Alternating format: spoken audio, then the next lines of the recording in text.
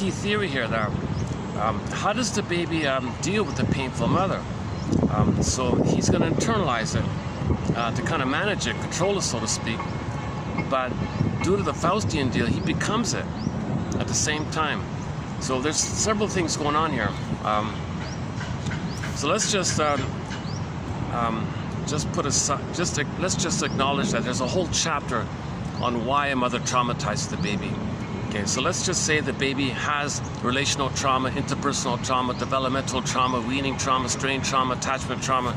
Okay, and that often fuses with some kind of birth trauma or perinatal trauma or other kind of situational traumas.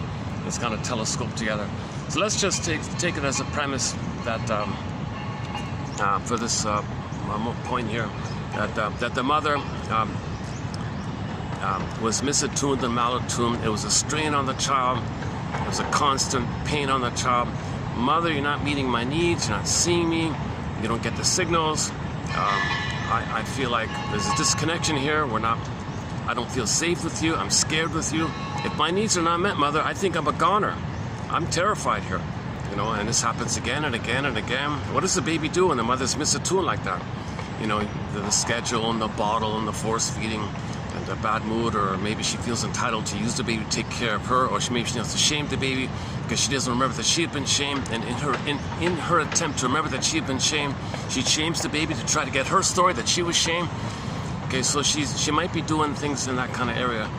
Or like the wicked queen, feels entitled to be served. Mother's right, you take care of me. I want to be mirrored. I want to be seen. I made you to find me. You take care of me. I traumatize you, so you'll cling to me and give me supply, attention. I don't want to feel alone. Okay, I'm going to parentify you.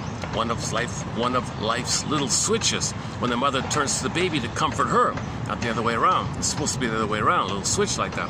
And again, that's a huge chapter in that area. Called childhood parentification, Jocasta mothering, and so on down the line. So if the child's needs are not being met, what does the child do? Well, first things first, he's got to exile his soul. Okay, so the aliveness and the sense of being embodied, the feminine element, the feeling self, and you come from this kind of place within.